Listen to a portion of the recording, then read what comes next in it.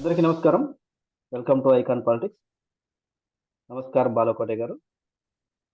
నమస్కారం శ్రీను గారు. సార్ ఈరోజు ఆంధ్రప్రదేశ్‌లో రాజకీయ పరిణామాలు కాస్త వేగంగా జరిగాయి. ఆహ్, కానీ ఈరోజు మనకు కనిపించాయి కానీ ఇది కొద్ది రోజులుగా నడుస్తూనే ఉన్నట్టుంది వెనకాల చూస్తా ఉంటే. ఇప్పుడు అంటే జనాల్లో వ్యతిరేకత ఉందనేసి అర్థమైపోయింది ప్రభుత్వం మీద, ప్రస్తుతం ఉన్న ప్రభుత్వం మీద. అలాగే జనాలు కూడా చంద్రబాబు నాయుడు గారి ప్రభుత్వం కోసం వెయిట్ చేస్తున్నారని అర్థమైపోయింది అందరికి. అందుకే ప్రశాంత్ కిషోర్ గారు తనకి ఐపాక్ ఏమాత్రం సంబంధం లేదంటారు. కానీ ఐపాక్ ఏమో తెలంగాణలో కేసీఆర్ గారి కోసం పనిచేస్తది.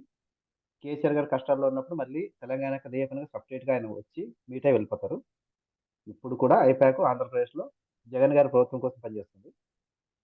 కానీ ఈయన మాత్రం మళ్ళీ ఇక్కడొచ్చి జగన్ గారిని కలవకుండా చంద్రబాబు నాయుడు గారిని కలిసారు. చంద్రబాబు నాయుడు గారిని కలిసారు, లోకేష్ బాబుని కలిసారు, వాళ్ళ ఇంటికెళ్లారు, మీట్ అయ్యారు. అసలు ఏం జరుగుతుంది అసలు? దీని మీద ఎవరి అవసరం ఎవరికుంది? చంద్రబాబు నాయుడు గారి అవసరం ఆహ్, ఐపాక్‌కుందా? లేకపోతే ప్రశాంత్ కిషోర్ గారికుందా? లేదంటే ప్రశాంత్ కిషోర్ గారి అవసరం చంద్రబాబు నాయుడు గారికి, టీడీపీకి ఉందా? దీని గురించి కాస్త చెప్పండి సార్. శ్రీను గారు నమస్కారం. నిజానికి ప్రశాంత్ కిషోర్ గారు ప్రత్యేకమైన విమానంలో తెలుగుదేశం పార్టీ నాయకులతో కలిపి తెలుగుదేం తెలుగుదేశం పార్టీ అధినేతను కలిసి చర్చించడం అనేది ఆంధ్ర రాష్ట్రంలో ఒక రాజకీయ సంచలనమే రేపింది. ఒక పెద్ద ఎత్తున అన్ని వర్గాల్లో గాని, అన్ని రాజకీయ పార్టీల్లో గాని, లేదా 4 ఏళ్లుగా మీలాంటోళ్ళు, నాలాంటోళ్ళు మాట్లాడుతున్న అంశాల్లో ఇదేంటి ప్రశాంత్ కిషోర్ గారు తెలుగుదేశం పార్టీ ఆఫీస్‌లోకి వెళ్ళటం ఏంటి? పెద్దాయనతో కూర్చోవటం ఏంటి? చర్చించటం ఏంటి? అని చాలా ఆసక్తికరమైన చర్చ జరుగుతుంది. నిజానికేందంటే, ఇది కొద్దిగా మాట్లాడటం కూడా ఇబ్బందికరమైన అంశమే. కానీ 4 ఏళ్లుగా ప్రశాంత్ కిషోర్ అని ఒక క్యారెక్టర్‌ని మనం చాలా పెద్ద ఎత్తున ఎస్టాబ్లిష్డ్ చేసి మాట్లాడాం. వైసీపీ పార్టీకి, ముఖ్యంగా ముఖ్యమంత్రి జగన్మోహన్ రెడ్డికి ఆయన అధికారంలోకి తీసుకురావటానికి పీకే గారు, ప్రశాంత్ కిషోర్ గారేసిన ఎత్తులు, పై ఎత్తులు, జిత్తులు, స్ట్రాటజీలు ఎలా పనిచేసి దాని మూలానే వైసీపీ పార్టీ అధికారం రావటానికి దోహదం చేసిందని చెప్పేసి మనం మాట్లాడాం. తెలుగుదేశం పార్టీని గాని, లేదా రాష్ట్రంలో పరిస్థితులను గాని, ఈ రాష్ట్రాన్ని కుదేలు చేయటానికి గూడా పీకే స్ట్రాటజీ పనిచేసిందని కూడా మనం విమర్శలు చేశాం. సహజంగా ఏందంటే ఆయన ఒక స్ట్రాటజీ ఏదో లాయర్ గారు గనక ఇటు నిందితుడితో వాదించినట్టు, తర్వాత అటెళ్ళి హత్య చేసిన ముద్దాయితో వాదన చేసినట్టుగా ఆయనేదో స్ట్రాటజీ, ఆయనకు తెలిసిన జ్ఞానాన్ని, స్ట్రాటజీని ఏదో అమ్ముకుంటాడు. ఒక ప్యాకేజీకి మాట్లాడుకుంటారు అంటుంటారు. గతంలో మోడీ గారి దగ్గర చేశారు. మమతా బెనర్జీ దగ్గర పనిచేశారు. అఖిలేష్ యాదవ్ దగ్గర పనిచేశారు. ఇందాక మీరన్నట్టుగా కేసీఆర్ దగ్గరన కలిశారు. జగన్మోహన్ రెడ్డికి పనిచేశారు. ఇప్పుడు తెలుగుదేశం పార్టీని ఆశ్రయించాడు అనని. మేమేమంటామంటే ఇక అన్నిటికీ ఎవడు కలిసినా, ఎవడి దగ్గరకొచ్చినా, ఎవరిని కౌగిలించుకున్నా, డూడు బసవన్నలాగా, గంగిరెద్దుల్లాగా తలలోపలేం. శభాష్! శభాష్ అనని. ఎందుకంటే రాజకీయ పార్టీలకు ఒక విశ్వసనీయత ఉంటుంది. ఇందాక ఒక మాట విన్నా. తెలుగుదేశం పార్టీ అధికార ప్రతినిధే చెప్తున్నాడు. ఇప్పుడు కత్తిని 2 విధాలుగా వాడుకోవచ్చు. జగన్మోహన్ రెడ్డి గారి చేతిలో కత్తి ఉంటేనేమో కుత్తుకలు తగ్గొస్తాడు. అదే మా తెలుగుదేశం పార్టీ చేతిలో కత్తి ఉంటే కూరగాయలు దొరుక్కుంటాము, ఉపయోగించుకుంటాము అనని. ఇయన్నీ పసలేని వాదనలు. మనం పంది అని పేరు పెట్టిన తర్వాత పంది ఎక్కడున్నా పందే. ఇప్పుడు నిటారుగా మాట్లాడితే, నిఖార్సుగా మాట్లాడితే, లేదా సత్యకామ జాబాలిగా మాట్లాడితే ఒక బాధ. వంగి వంగి సలాం కొట్టి ప్రతిదాన్ని దగ్గరికి తీసుకుందామంటే ఒక బాధ. రేపొద్దున వల్లభనేని వంశీ గారు వస్తారు. తీసుకుంటారా? కొడాలి నాని గారు వస్తారు. తీసుకుంటారా? ఇవన్నీ ప్రశ్నలొస్తాయి. ఆడెవడో పార్టీలో పొయ్యులు పోతారు. ఆళ్ళందరూ టచ్‌లో ఉండారు. ఈ పార్టీకి తీసుకుంటాం. ఇది కాదు గదా! అసలే ఇప్పుడు నేను ఒక మాట విన్నా. వీళ్ళు జరిగిన చర్చా సమావేశాల్లో కూడా ఏముందో ఆయన స్ట్రాటజీ చెప్పేది 4 ఏళ్లుగా మేము చెప్తుంది. 3 గంటలు చర్చించి ఆయన చెప్పిన మాట ఏందంటే, వైసీపీ పార్టీ మీద యువతలో మంచి అసంతృప్తి ఉంది. 2 నిరుద్యోగం, ధరలు, విద్యుత్ ఛార్జీలు, పన్నుల బాధుడు ప్రజలను పీడిస్తున్నాయి. 3 దళితుల మీద, బీసీల మీద జరిగిన అట్రాసిటీస్, దారుణాలు, హత్యలు ఇవన్నీ కూడా వైసీపీ పార్టీకి దళితులు దూరం చేసినాయి. ఆయన చెప్పేది ఏముంది కొబ్బరి పీసు కొట్టం. ఏందండి? 4 ఏళ్లుగా బాలకోటే మాట్లాడుతున్నది. నేనేమంటానంటే సీని గారు, ప్రజలు ఒక విశ్వసనీయతను చూస్తారు. ఇప్పుడు సీని గారెవరు, బాలకోటయ్య గారెవరు? వీళ్ళిద్దరు కలిసి ఏం చేస్తున్నారు? మొన్న ఎలా ఉన్నారు? ఇవాళ ఎలా ఉన్నారు? రేపు ఎలా ఉంటారనేదే మన యొక్క విశ్వసనీయత. అలా కాకోకుండా ఎవరు పడితే వాళ్ళని కలుస్తాము, ఏది పడితే అది చేస్తామనేది కూడా ఇబ్బందికరమైన విషయమే. ఇబ్బందికరమైన విషయం. ఇప్పుడు రాజకీయాల్లో అదే విశ్వసనీయత. ప్రజలకు కావాల్సిన నమ్మకం. ఈ రాష్ట్రంలో ఇప్పటికే వైసీపీ పార్టీ కుదేలైన మాట యథార్థం. ఉమ్మడి పొత్తు పార్టీలు, అది తెలుగుదేశమా, జనసేన, ఏ పార్టీ అయినా సరే అధికారంలోకి రావడానికి నల్లేరు బండి మీద నడకల ప్రయాణం సాగుతున్న మాట యథార్థం. ఇక ఈ స్ట్రాటజీలేంటి? ఈ లేనిపోని ఇదేంటి? సోషల్ మీడియా చేసుకోవాలంటే సోషల్ మీడియాకి అందరూ ఉండరు. ఒక పీకే గారే చేస్తారేంటి? పీకే గారి మధ్యలోనే ఆలోచనలు ఉంటాయా? కాంగ్రెస్ పార్టీనే పక్కన పెట్టింది. మీకు గుర్తుందో లేదో సీని గారు. కాంగ్రెస్ పార్టీ కూడా జాతీయ కాంగ్రెస్ పార్టీలో ఆయన ప్రధాన కార్యదర్శి పదవి తీసుకొని ఏదో చేద్దామంటే తీసి పక్కన పెట్టింది. ఆయన ఒక రాజకీయ పార్టీ పెడదాం అనుకుంటున్నాడు. బీహార్‌లో ఒక పాదయాత్ర చేపట్టే ప్రయత్నం చేస్తున్నాడు. నేననేది ఏందంటే 4 సంవత్సరాలు మనం మాట్లాడాం. ఇప్పుడు పీకే రావటం మూలాన ప్రతిపక్ష పార్టీలకు బలం వస్తదా? బాలకోటయ్య బలం రాదా? ఆయన కలిసి పని చేస్తారంటే దీన్ని ఎలా జీర్ణించుకోవాలి? ఎలా జీర్ణించుకోవాలి? ఇప్పుడు మొన్న మనం ఏం చెప్పాం 2019కి ముందు కోడికత్తి డ్రామా గాని, వివేకానందరెడ్డి హత్య కేసుని ప్రతిపక్ష పార్టీ మీద బదలాయించడం గాని పీకే స్ట్రాటజీ అని చెప్పాం. ఆంధ్ర రాష్ట్రంలో కులాల మధ్య చిచ్చు పెట్టడం గాని, కులాలను వాడుకోవటం గాని, కులాల మధ్య కులాలకు విభేదాలు పెట్టడం గాని, ఎందుకంటే ఆంధ్రప్రదేశ్‌లోకి వచ్చిన కంపే ఈ కులాల కంపు. దీన్ని వాడుకోవటం గాని, జగన్మోహన్ రెడ్డికి పూర్తి స్థాయి మేలు చేసి అధికారాన్ని అప్పజెప్పటం. ఇప్పుడు ఏమంటారు కొంతమంది, ఇప్పుడు జగన్మోహన్ రెడ్డికి ఆయన దూరంగా ఉన్నాడు. ఇప్పుడు స్ట్రాటజీగా ఆయన రాజీనామా చేశాడు. కేవలం మామూలుగానే ఉన్నాడు. కాబట్టి మర్యాదపూర్వకంగా గెలిచాడు. మర్యాదపూర్వకంగా పీకే గారు ఎందుకు గెలుస్తాడు? చాలా ఖరీదుపూర్వకంగా గెలుస్తాడు. పీకే గెలవటం అంటే చాలా ఖరీదు. మర్యాదపూర్వకంగా కలిసిన వాళ్ళకి 3 గంటల సేపు చర్చలు దేనికి? అంటే నేనేమంటానంటే, నేను కలవటం అనేది నేను తప్పా, కాదా అని ఆ చర్చ నేను జోలికి పోను గానీ, పీకే గారి లాంటి యొక్క వ్యక్తి మనం ఏం చెప్పిందేంటంటే, he is a undemocratic man. ప్రజాస్వామిక భావజాలం లేని వ్యక్తి. కానీ తెలుగుదేశం పార్టీ గాని, జనసేన పార్టీ గాని, తెలుగుదేశం నాయకులు గాని ప్రజాస్వామిక భావజాలం కలిగిన వ్యక్తులు. మనం ప్రజాస్వామ్యాన్ని రక్షించుకుందాం అనుకుంటున్నాం. ఈ ప్రజాస్వామ్యాన్ని కూనీ చేయటానికి, ఖరాబ్ చేయటానికి, ఖతం చేయటానికి వైసీపీ పార్టీకి దోహదపడిన ప్రతి వ్యక్తి ఆ కురు సామ్రాజ్యంలో కౌరవులే. 101 మంది కౌరవుల్లాగా. ఆ కౌరవుల్లో ఒక కౌరవుడైన చెప్పిన పీకే గారిని తెచ్చుకొని ఏం ప్రయోజనం? మరి మాలాంటి వాళ్ళకైతే అర్థం కాదు. కాకపోతే ఏందంటే ఒక యుద్ధంలో ఉన్నాం. 100 రోజులు ఎన్నికల సమయంలో ఉన్నాం. ఇప్పుడు విడవమంటేనేమో పాము కోపం, కరవమంటే కప్ప కోపం. ఏం చెయ్యాలి? నేనిందాక డిబేట్ విన్నా. మా సోదరు డిబేటే. పీకే గారు రావటం మూలాన పెద్ద నష్టమేముంటుంది? అది పార్టీకి ఉపయోగపడుతుంది, రేపు ఎన్నికలకు ఉపయోగపడుతుంది అని అంటున్నాడు. 4 ఏళ్లుగా తిట్టింది ఆయనే. He is undemocratic man. He is A waste man. భారతదేశంలో ఒక ప్రజాస్వామిక క్రతువుని, ప్రజాస్వామిక ఎన్నికలని స్ట్రాటజీ పేరు మీద, కులాల పేరు మీద, సోషల్ మీడియాని ఆధారం చేసుకొని పాచికలాడిన శకుని లాంటి వాడు అని మనమే చెప్పాం. మరి ఏం పవిత్రత ఉంటుంది? మీరు పందిని పన్నీటి స్నానం చేపిచ్చేస్తే దాని యొక్క బుద్ధి మారుతుందనైతే నేనైతే అనుకోను. చాలామంది అంటున్నారు అసలు ఇదొక కోవర్ట్ ఆపరేషన్ ఏమో. దాన్నెలా కాదంటారు? నేనేమంటానంటే నేల మీద నడిసే సాము సరిపోతుందండి. ఇప్పుడు యుద్ధం అన్న తర్వాత మనం కర్ర పట్టుకున్నాక, మన చేతిలో కత్తి ఉన్నాక మనం కత్తి తిప్పాలి, మనం కర్ర తిప్పాలి తప్ప పక్కనోడు వచ్చి తిప్పుతాడా ఏంటండి? పీకే స్ట్రాటజీలేంటి సార్? ఒక ఒక పెద్ద ధీరోదత్తమైన 40 సంవత్సరాల చరిత్ర కలిగిన ఒక రాజకీయ పార్టీ, ఉద్దండు లాంటి రాజకీయ నాయకులు ప్రజల్లో ఎప్పుడు ఉండేవాళ్ళు, పాదయాత్రలు చేసేవాళ్ళు, ప్రజల్లో సాధక బాధకులు, అరెస్టులు, బాధలు, ఇంతకంటే స్ట్రాటజీ ఏముంటుందండి మనకి?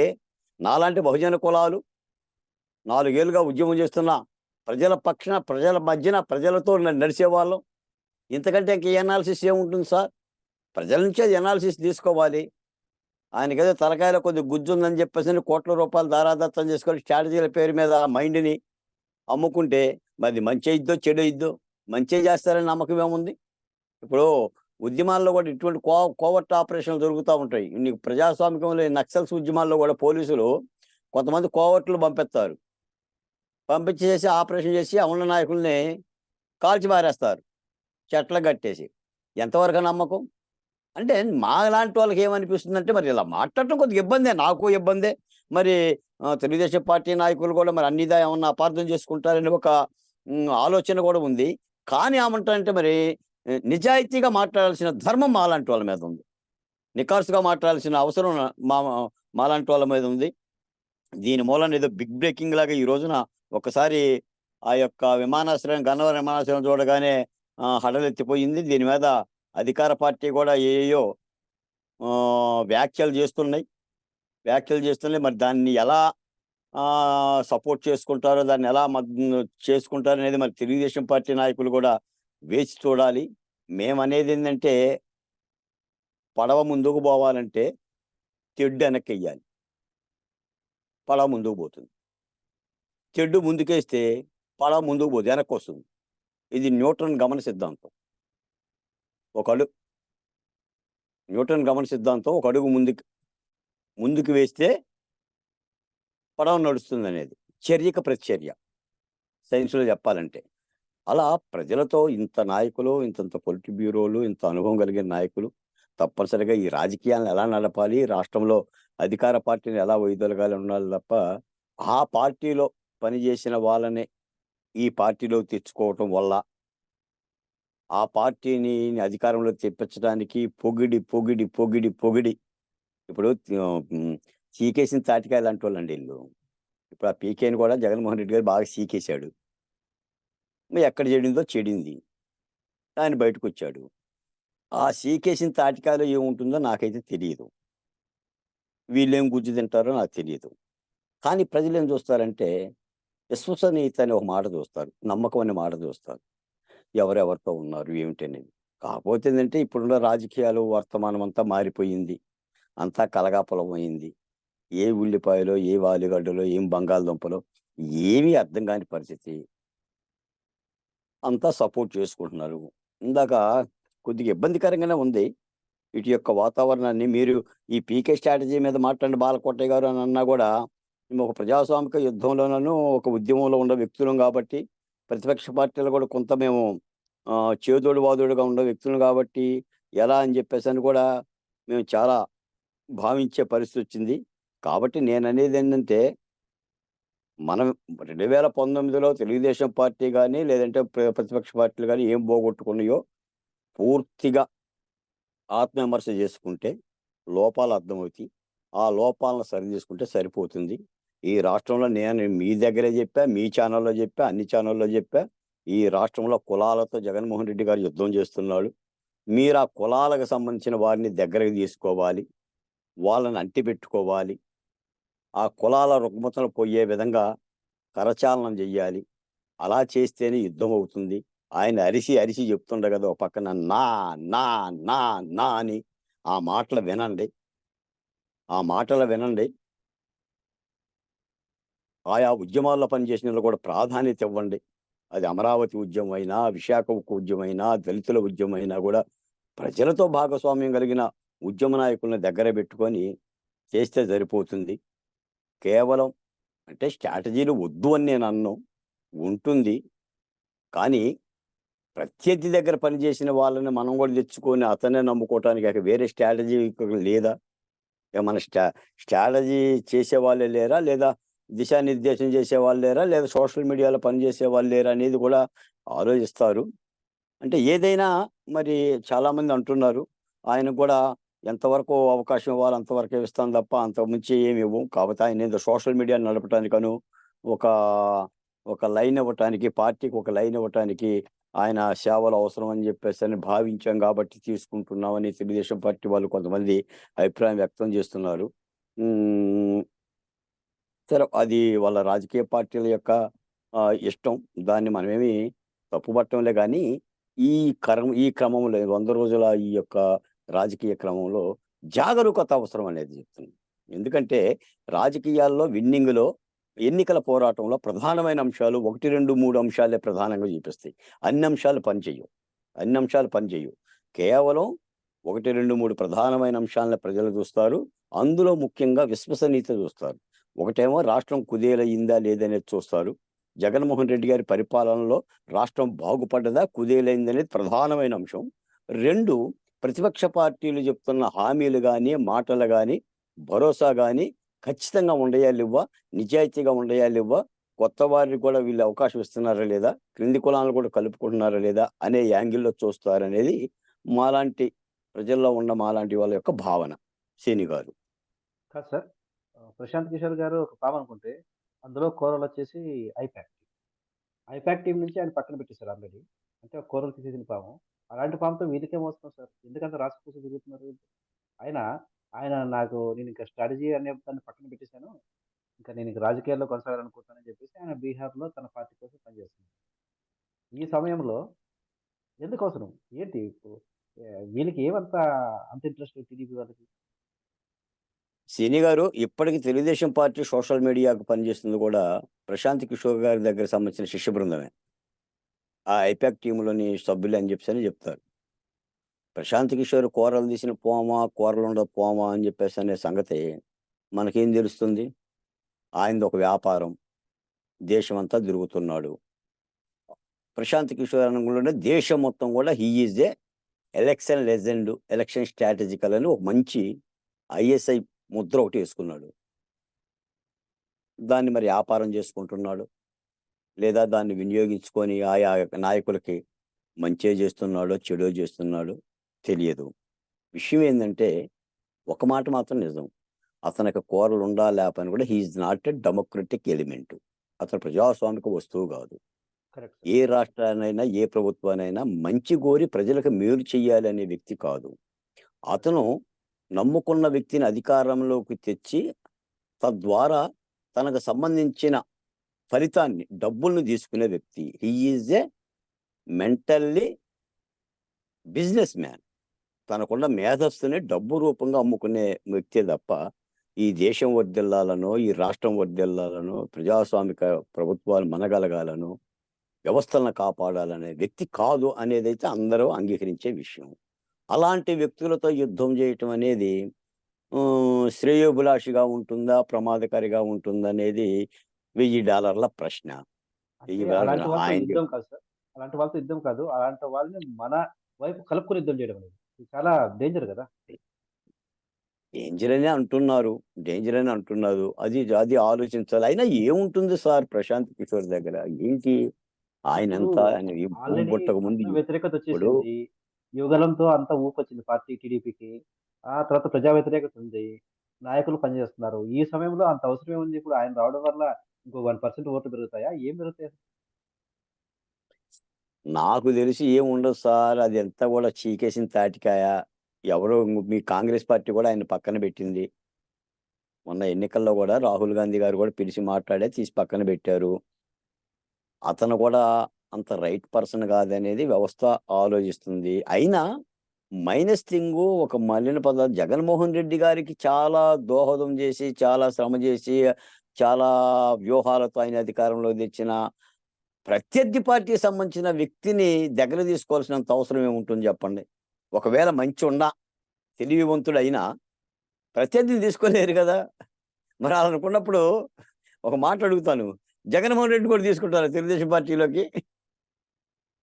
ఇప్పుడు ఒక తెరుండాలి గదా సార్! శీను గారు. ఒక తెరుండాలి గదా! మీరు ఆవల పక్షం ఉన్నప్పుడు, నేను ఏవల పక్షం ఉన్నప్పుడు, ఏదో రాజకీయాలు మారినంత మాత్రాన కప్పలు గనక గంతేసినట్టు గంతేసేస్తే అన్ని కప్పలను ఆహ్వానిస్తామా? అంటే ప్రజలు చూస్తారంటున్నా నేను. ఓ మ తీసుకునేవాడు తీసుకోవచ్చులే, మనం అభ్యంతరం ఏముందిలే గానీ, తీసుకోవచ్చు, ఎళ్ళేవాళ్ళు ఎళ్ళొచ్చులే గానీ, ప్రజలేం చూస్తారంటే విశ్వాసం చూస్తారు. విశ్వసనీయత చూస్తారు. దీని మీద చర్చిస్తారు.